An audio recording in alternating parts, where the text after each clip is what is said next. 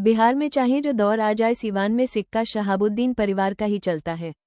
इसकी एक बानगी सीवान के पूर्व सांसद शहाबुद्दीन की 5वीं पुण्यतिथि पर देखने को मिली।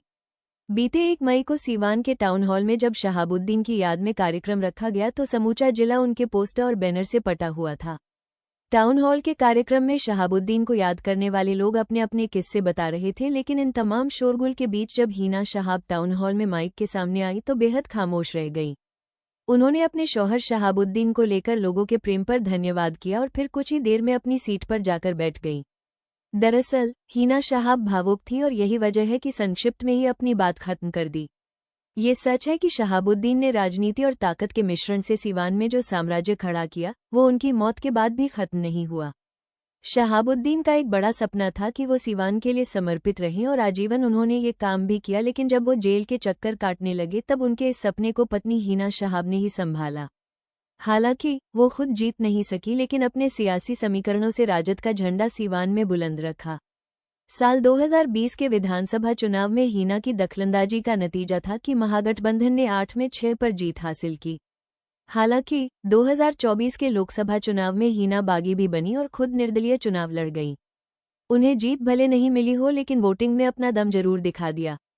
माहौल को भांपते हुए तेजस्वी यादव को झुकना पड़ा और दोबारा हिना शहाब और उनके बेटे ओसामा को राजद में शामिल कराया गया।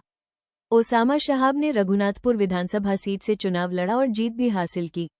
हालांकि इस बार एकमात्र ओसामा ही अपना किला बचा सके, बाकी महागठबंधन के उम्मीदवार फुस हो गए। तमाम अड़चनों के बावजूद हिना शहाब ने शहाबुद्दीन की विरासत को न सिर्फ संभाला बल्कि उसे और मजबूत किया। उनकी सक्रियता और जनसंपर्क ने साबित कर दिया कि शहाबुद्दीन का नाम अब भी सीवान की राजनीति में सबसे बड़ा कार्ड है। बेटे ओसामा शहाब ने तो इस सपने को और आगे ले जाने का जिम्मा उठाया है। हाल के चुनावों में ओसामा ने रघुनाथपुर सीट से आरजेडी के टिकट पर चुनाव लड़ा और पिता की विरासत को आगे बढ़ाते हुए अच्छा प्रदर्शन किया। युवा चेहरे के रूप में ओसामा शहाब नई पीढ़ी को आकर्षित कर रहे हैं। उनके भाषणों और जनसभाओं में शहाबुद्दीन की पुरानी छवि साफ नजर आती है। शहाबुद्दीन का सपना सिर्फ सत्ता हासिल करने का नहीं था, बल्कि सीवान में एक मजबूत पारिवारिक और सामाजिक आधार बनाने का भी था।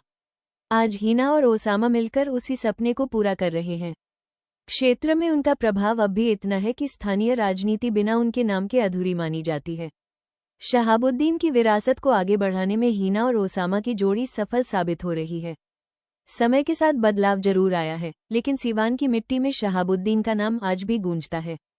पति और पिता के अधूरे सपनों को पूरा करने की मुहिम में हिना और ओसामा अब सीवान की राजनीति के अहम खिलाड़ी बन चुके हैं।